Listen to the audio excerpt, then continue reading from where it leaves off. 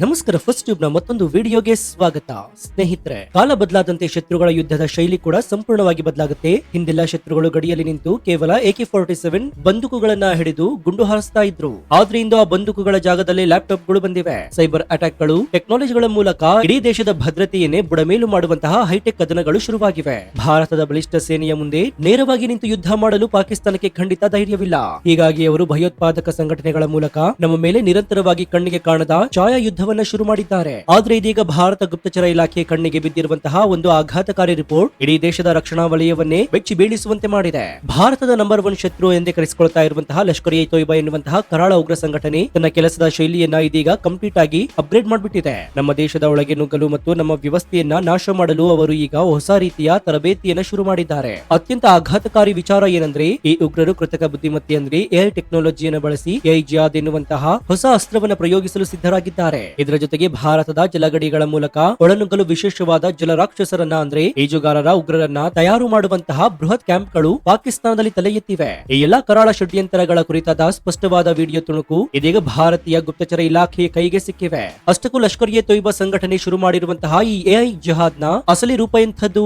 ಭಾರತದ most wanted criminal Rana Mohammad Ashfaq ಈಚುಕೊಳದಲ್ಲಿ ನಿಂತು ತನ್ನ ಕೆಳಹಂತದ ಉಗ್ರರಿಗೆ ಕೊಡ್ತಾ ಇರುವಂತಹ ಜಲಯುದ್ಧದ ತರಬೇತಿ ಹೇಗಿದೆ? 24/7 ಮುಂಬೈ ಅಟ್ಯಾಕ್ ನ ಮಾದರಿಯಲ್ಲಿಯೇ ಮತ್ತೊಂದು ಭಾರಿ ದೊಡ್ಡ ಆಪರೇಷನ್ ಮಾಡಲು ಸಮುದ್ರ ಮಾರ್ಗವನ್ನು ಆಯ್ಕೆ ಮಾಡಿಕೊಳ್ತಾ ಇರುವಂತಹ ಕರಾಳ ಪ್ಲಾನ್ ಏನು? ಪಾಕಿಸ್ತಾನದ ಮರ್ಕಜಿ ಮುಸ್ಲಿಂ ಲೀಗ್ ಎನ್ನುವಂತಹ ರಾಜಕೀಯ ಮುಖವಾಡದ ಹಿಂದೆ ಜೋಡೋ, ಕರಾಟೆ ಮತ್ತು ಸಮರ ಕಲೆಗಳನ್ನ ಕಲಿಯುತ್ತಿರುವಂತಹ ಆ ಯುವಕರ ಅಸಲಿ ಟಾರ್ಗೆಟ್ ಯಾರು? ಈ ಡಿಜಿಟಲ್ ಮತ್ತು ಟೆಕ್ನಿಕಲ್ ಯುದ್ಧದಲ್ಲಿ ಮಹಿಳೆಯರನ್ನ ಅತಿ ಹೆಚ್ಚು ಬಳಸಿಕೊಳ್ತಾ ಇರುವಂತಹ ಆಘಾತಕಾರಿ ಲೆಕ್ಕಾಚಾರವಾದ್ರೂ ಏನು? ಬನ್ನಿ ಇವತ್ತಿನ ಎಕ್ಸ್ಕ್ಲೂಸಿವ್ ಡೀಟೇಲ್ ರಿಪೋರ್ಟ್ ನಲ್ಲಿ ಭಾರತ ರಕ್ಷಣಾ ವ್ಯವಸ್ಥೆಗೆ ಎದುರಾಗಿರುವಂತಹ ಈ ಹೊಸ ಭೀಕರ ಸವಾಲುಗಳು ಮತ್ತು ಲಷ್ಕರ್-ಇ-ತೊಯ್ಬಾ ಸಂಘಟನೆಯ ಷಡ್ಯಂತರದ ಪ್ರತಿಯೊಂದು ರೋಚಕ ಮಾಹಿತಿಯನ್ನು ಅತ್ಯಂತ ವಿವರವಾಗಿ ತಿಳ್ಕೊಳ್ಳೋಣ. ದೇಶದ ಭದ್ರತೆಯನ್ನು ಪ್ರೀತಿಸುವಂತಹ ಪ್ರತಿಯೊಬ್ಬ ಭಾರತೀಯನು ಕೂಡ ತಿಳಿದುಕೊಳ್ಳಲೇಬೇಕಾದಂತಹ ಮಹತ್ವದ ಮಾಹಿತಿ ಇದು. ಹೀಗಾಗಿ ವಿಡಿಯೋವನ್ನ ಎಲ್ಲೂ ಸ್ಕಿಪ್ ಮಾಡದೆ ಕೊನೆವರೆಗೂ ನೋಡಿ. ಸೊ ವಿಡಿಯೋವನ್ನ ಶುರು ಮಾಡೋಣ. ಆದ್ರೆ ಅದಕ್ಕೂ ಮುನ್ನ, ಭಾರತದ ವಿರುದ್ಧ AI ತಂತ್ರಜ್ಞಾನವನ್ನ ಬಳಸಿಕೊಳ್ತಾ ಇರುವಂತಹ ಈ ಉಗ್ರ ಸಂಘಟನೆಗಳನ್ನ ಪ್ರಧಾನಿ ನರೇಂದ್ರ ಮೋದಿ ಅವರು ಮಟ್ಟ ಹಾಕಬೇಕು ಅಂತ ನಿಮ್ಗನ್ಸುತ್ತಾ? ಕಮೆಂಟ್ ಮಾಡಿ ಹಾಗೂ ವಿಡಿಯೋಗೆ ಲೈಕ್ ಕೊಡಿ.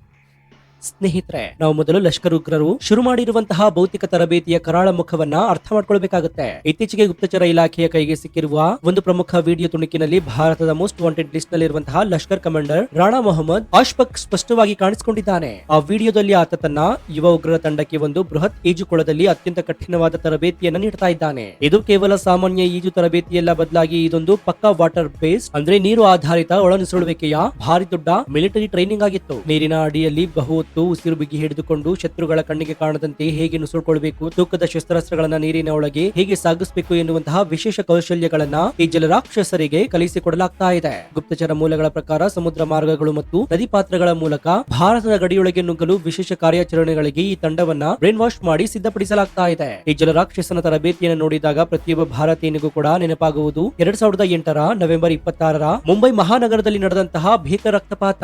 ಅಂದು ಅಜ್ಮಲ್ ಕಸಬ್ ಸೇರಿದಂತೆ ಲಷ್ಕರ್-ಇ-ತೊಯ್ಬಾದ 10 ಜನ ಕರಾಳ ಉಗ್ರರು ಅರಬ್ಬಿ ಸಮುದ್ರದ ಮಾರ್ಗವಾಗಿ ಸಣ್ಣ ದೋಣಿಯಲ್ಲಿ ಬಂದು ಮುಂಬೈ ನಗರವನ್ನ ಪ್ರವೇಶ ಮಾಡ್ತಾರೆ. ನಮ್ಮ ಕರಾವಳಿ ಭದ್ರತೆಯಲ್ಲಿರುವಂತಹ ಸಣ್ಣ ಪುಟ್ಟ ಲೋಪಗಳನ್ನ ಬಳಸಿಕೊಂಡು ಅವರು ಒಳಗೆ ನುಗ್ತಾರೆ. ಇದೀಗ ಲಷ್ಕರ್ ಸಂಘಟನೆ ಮತ್ತೊಮ್ಮೆ ಅದೇ ಹಳೆಯ ಆದ್ರೆ ಅತ್ಯಂತ ಅಪಾಯಕಾರಿ ತಂತ್ರಜ್ಞಾನವನ್ನ ಬಳಸಲು ಮುಂದಾಗಿದೆ ಎನ್ನುವುದು ಈ ತರಬೇತಿ ಕ್ಯಾಂಪ್ ಗಳಿಂದ ಸ್ಪಷ್ಟವಾಗಿ ಸಾಬೀತಾಗುತ್ತೆ. ಭಾರತದ ಕರಾವಳಿ ಗಡಿ ಅತ್ಯಂತ ವಿಶಾಲವಾಗಿರೋದ್ರಿಂದ ಯಾವುದಾದ್ರೂ ಒಂದು ಕತ್ತಲ ರಾತ್ರಿಯಲ್ಲಿ ಸಮುದ್ರ ಮಾರ್ಗದ ಮೂಲಕ ಬೃಹತ್ ದಾಳಿಯನ್ನ ನಡೆಸುವಂತಹ ಉದ್ದೇಶದಿಂದಲೇ ಲಷ್ಕರ್ ತನ್ನ ಕಾರ್ಯಕರ್ತರಿಗೆ ಜಲ ಯುದ್ಧದ ಕಲೆಗಳನ್ನ ಕಡ್ಡಾಯವಾಗಿ ಕಲಿಸ್ತಾ ಇದೆ. ಬರೀ ನೀರಿನ ತರಬೇತಿ ಮಾತ್ರವಲ್ಲ, ಲಷ್ಕರ್ ತನ್ನ ಯುವಕರಿಗೆ ಭೂಮಿಯ ಮೇಲಿನ ಕ್ಲೋಸ್ ಕಂಬ್ಯಾಟ್ ಅಂದ್ರೆ ಮುಖಾಮುಖಿ ಕಾಳಗ ಕೂಡ ಸಿದ್ಧಪಡಿಸ್ತಾ ಇದೆ. ಮತ್ತೊಂದು ಆಘಾತಕಾರಿ ವಿಚಾರ ಏನಂದ್ರೆ, ಈ ಯುವಕರಿಗೆ ಜೋಡೋ, ಕರಾಟೆ, ಟೆಕ್ವಾಂಡೋ ಮತ್ತು ಕುಸ್ತಿಯಂತಹ ಮಾರ್ಷಲ್ ಆರ್ಟ್ಸ್ ಸಮರ ಕಲೆಗಳನ್ನ ಹೇಳಿಕೊಡ್ಲಾಗ್ತಾ ಇದೆ. ಒಂದ್ ವೇಳೆ ಗುಂಡಿನ ಚಕಮಕಿಯಲ್ಲಿ ಶಸ್ತ್ರಾಸ್ತ್ರಗಳು ಖಾಲಿಯಾದ್ರೆ ಅಥವಾ ಭಾರತೀಯ ಭದ್ರತಾ ಪಡೆಗಳ ಕೈಗೆ ಸಿಕ್ಕಿಬಿದ್ರೆ ಬರಿಗೈಯಲ್ಲಿಯೇ ಎದುರಾಳಿಯನ್ನ ಮಟ್ಟ ಹಾಕುವಂತಹ ಕೌಶಲ್ಯವನ್ನ ಇವರು ಕಲಿತಾ ಇದ್ದಾರೆ. ಯಾವುದೇ ಭೌಗೋಳಿಕ ಅಥವಾ ಹವಾಮಾನ ಪರಿಸ್ಥಿತಿಯನ್ನ ಎದುರಿಸಬಲ್ಲ ಸಾಮರ್ಥ್ಯ ಹಾಗೂ ದೈಹಿಕವಾಗಿ ಅತ್ಯಂತ ಫಿಟ್ ಆಗಿರುವಂತಹ ಯುವಕರ ಪಡೆಯನ್ನ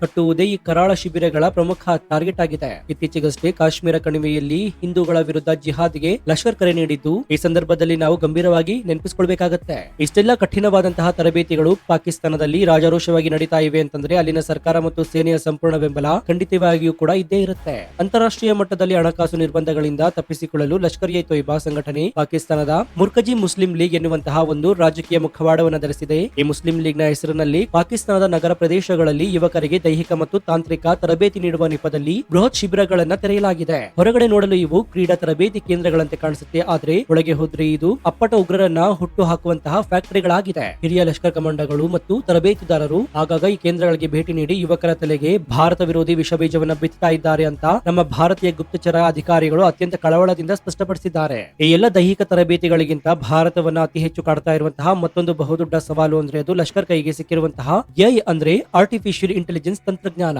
ಹೌದು, ಲಷ್ಕರ್ ಎ ತೊಯ್ಬಾ ತನ್ನ ಹೊಸ ಸದಸ್ಯರಿಗೆ ಕೃತಕ ಬುದ್ಧಿಮತ್ತೆ, ಪರಿಕರಗಳು ಸೇರಿದಂತೆ ಅತ್ಯಾಧುನಿಕ ಡಿಜಿಟಲ್ ತಂತ್ರಜ್ಞಾನಗಳ ಬಳಕೆಯಲ್ಲಿ ತರಬೇತಿ ನೀಡುವಂತಹ ಆಘಾತಕಾರಿ ಮಾಹಿತಿ ಬಯಲಾಗಿದೆ. ಲಷ್ಕರ್ ಕಮಾಂಡರ್ ಅಶ್ಫಕ್ ತನ್ನ ಒಂದು ಭಾಷಣದಲ್ಲಿ ಅತ್ಯಂತ ಸ್ಪಷ್ಟವಾಗಿ ಹೇಳ್ತಾನೆ, ತಂತ್ರಜ್ಞಾನದ ವಿಚಾರದಲ್ಲಿ ನಮ್ಮ ಶತ್ರು ಬಹಳ ಮುಂದಿದ್ದಾನೆ, ಆದ್ದರಿಂದ ಮುಜಾಹಿದೀನ್ಗಳು ಆಧುನಿಕ ತಂತ್ರಜ್ಞಾನವನ್ನ ಅಳವಡಿಸಿಕೊಳ್ಳಲು ಮತ್ತು ಬಳಸಿಕೊಳ್ಳಲು ಕಲಿಯಬೇಕು ಅಂತ ಹೇಳಿದ್ದಾನೆ. ಕೇವಲ ಬಂದೂಕು ಹೊಡೆದ್ರೆ ಸಾಲದು, ಡಿಜಿಟಲ್ ಲೋಕದಲ್ಲಿ ಭಾರತ ವಿರುದ್ಧ ಛಾಯಾ ಯುದ್ಧ ಮಾಡಬೇಕು ಎನ್ನುವುದು ಸ್ಪಷ್ಟ ಆದೇಶವನ್ನ ಆತ ತನ್ನ ಅನುಯಾಯಿಗಳಿಗೆ ನೀಡಿದ್ದಾನೆ. ಲಷ್ಕರ್ ಉಗ್ರರು ಈ ಎಐ ತಂತ್ರಜ್ಞಾನವನ್ನ ಬಳಸಿ ಮಾಡುವುದಾದ್ರೆ ಏನು ಎಂಬ ಪ್ರಶ್ನೆಗೆ ಉತ್ತರ ಅತ್ಯಂತ ಭಯಾನಕವಾಗಿದೆ. ಭಾರತ ಆರ್ಥಿಕತೆಯನ್ನು ಹಾಳು ಮಾಡಲು ಬ್ಯಾಂಕ್ಗಳು ಮತ್ತು ಸರ್ಕಾರಿ ವೆಬ್ಸೈಟ್ ಗಳ ಮೇಲೆ ಸೈಬರ್ ದಾಳಿ ಮಾಡುವುದು ಇವರ ಮೊದಲ ಟಾರ್ಗೆಟ್ ಆಗಿದೆ. ಇನ್ನು ಎರಡನೇದಾಗಿ ಡೀಪ್ ಫೇಕ್ ವಿಡಿಯೋಗಳು ಮತ್ತು ಎಐ ಜನರೇಟೆಡ್ ಆಡಿಯೋಗಳನ್ನ ಸೃಷ್ಟಿ ಮಾಡಿ ಭಾರತದಲ್ಲಿ ಕೋಮು ಗಲಭೆಗಳನ್ನ ಎಬ್ಬಿಸುವುದು. ಸಾಮಾಜಿಕ ಜಾಲತಾಣಗಳ ಎಕ್ಸ್, ಫೇಸ್ಬುಕ್ ಮತ್ತು ಟೆಲಿಗ್ರಾಂಗಳಲ್ಲಿ ನೂರಾರು ನಕಲಿ ಅಕೌಂಟ್ಗಳನ್ನು ಸೃಷ್ಟಿಸಿ ಲಷ್ಕರ್ನ ಕರಾಳ ಸಿದ್ಧಾಂತವನ್ನ ಭಾರತದ ಮುಸ್ಲಿಂ ಯುವಕರಿಗೆ ತಲೆಗೆ ತುಂಬಲು ಈ ಎಐ ಅಲ್ಗೋರಿದಮ್ ಗಳನ್ನ ಬಳಸಿಕೊಳ್ಳಲಾಗ್ತಾ ಇದೆ. ಈ ಮೂಲಕ ಭಾರತದ ಒಳಗೆಯೇ ಬ್ರೈನ್ ವಾಶ್ ಆದಂತಹ ಯುವಕರನ್ನ ಸ್ಲೀಪರ್ ಸೆಲ್ ಗಳಾಗಿ ಪರಿವರ್ತನೆ ಮಾಡುವ ಭಾರಿ ದೊಡ್ಡ ಎಐ ಜಿಹಾದ್ ಇದೀಗ ಶುರುವಾಗಿದೆ. ಈ ಡಿಜಿಟಲ್ ಜಿಹಾದ್ ನಲ್ಲಿ ಅತಿ ಹೆಚ್ಚು ಅಚ್ಚರಿ ಮೂಡಿಸುವಂತಹ ವಿಚಾರ ಏನಂದ್ರೆ,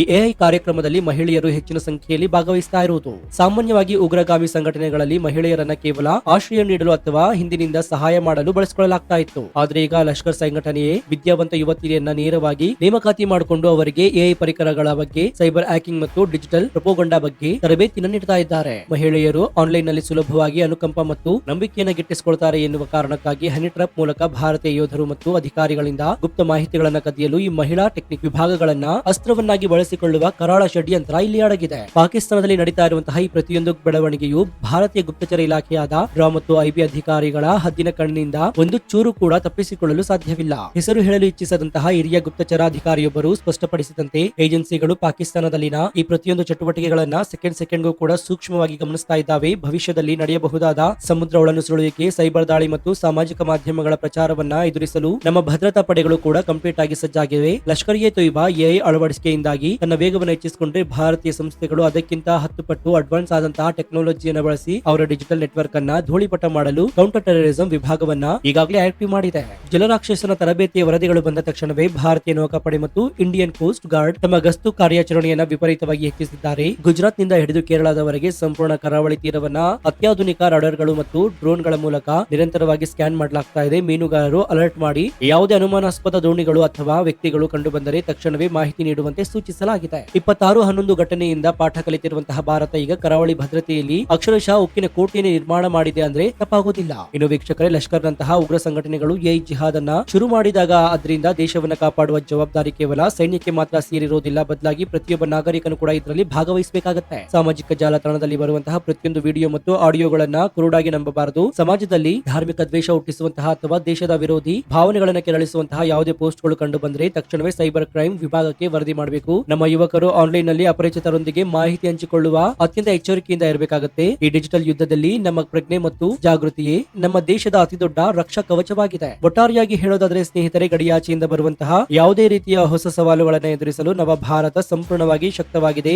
ಲಷ್ಕರ್ ಎ ತೊಯ್ಬಾದ ಜಲರಾಕ್ಷಸನಾಗಿರಲಿ ಅಥವಾ ಎಐ ಜಿಹಾದಿಗಳೇ ಆಗಿರಲಿ, ಭಾರತದ ಗಡಿಯೊಳಗೆ ಕಾಲಿಟ್ರೆ ಅವರು ಸಂಪೂರ್ಣವಾಗಿ ವಿನಾಶವಾಗುವುದು ಗ್ಯಾರಂಟಿ. ಲಷ್ಕರ್ ಎ ತೊಯ್ಬಾ ಸಂಘಟನೆಯ ಹೈಟೆಕ್ ಕರಾಳ ಷಡ್ಯಂತ್ರ ಮತ್ತು ಭಾರತದ ಭದ್ರತಾ ಸವಾಲುಗಳು ವಾಸ್ತವ ಚಿತ್ರಣವನ್ನ ಎಲ್ಲರಿಗೂ ತಲುಪುವ ಹಾಗೆ ಹೆಮ್ಮೆಯಿಂದ ವಿಡಿಯೋವನ್ನ ನಿಮ್ಮ ವಾಟ್ಸ್ಆಪ್, ಫೇಸ್ಬುಕ್ ಗ್ರೂಪ್ ನಲ್ಲಿ ಮರ್ಯಾದೆ ಶೇರ್ ಮಾಡಿ. ಇದೇ ರೀತಿಯ ನಿಖರವಾದ ಹಾಗೂ ವಿಸ್ತೃತವಾದ ಜಿಯೋಪೊಲಿಟಿಕ್ಸ್ ಮತ್ತು ನಿಷ್ಪಕ್ಷಪಾತ, ತ್ವರಿತ ಮತ್ತು ಅತ್ಯಂತ ಡೀಟೇಲ್ ಆದ ರಿಪೋರ್ಟ್ ಗಳಿಗಾಗಿ ನಿಮ್ಮ ನೆಚ್ಚಿನ ಫಸ್ಟ್ ಟ್ಯೂಬ್ ಯೂಟ್ಯೂಬ್ ಚಾನಲ್ ಅನ್ನು ಈಗ ಸಬ್ಸ್ಕ್ರೈಬ್ ಮಾಡಿಕೊಂಡು ಪಕ್ಕದಲ್ಲಿರುವಂತಹ ಬೆಲ್ ಐಕಾನ್ ಅನ್ನು ಪ್ರೆಸ್ ಮಾಡಿ. ಇದರಿಂದ ನಾವು ಹಾಕುವ ಹೊಸ ವಿಡಿಯೋಗಳ ನೋಟಿಫಿಕೇಶನ್ ಮೊದಲು ನಿಮಗೆ ಸಿಗುತ್ತೆ. ಮತ್ತೊಂದು ಕುತೂಹಲಕಾರಿ ವಿಡಿಯೋದೊಂದಿಗೆ ನಿಮ್ಮನ್ನ ಭೇಟಿಯಾಗ್ತೀನಿ. ಅಲ್ಲಿಯವರೆಗೂ ಎಚ್ಚರದಿಂದ ಇರಿ, ದೇಶ ವಿದೇಶದ ಆಗು ಹೋಗುಗಳನ್ನ ಗಮನಿಸ್ತಾನೆ ಇರಿ. ಇದಾಗಿತ್ತು ಈ ಕ್ಷಣದ ವಿಶೇಷ. ನೋಡ್ತಾ ಇರಿ ಫಸ್ಟ್ ಟ್ಯೂಬ್ ಕನ್ನಡ. ಧನ್ಯವಾದ.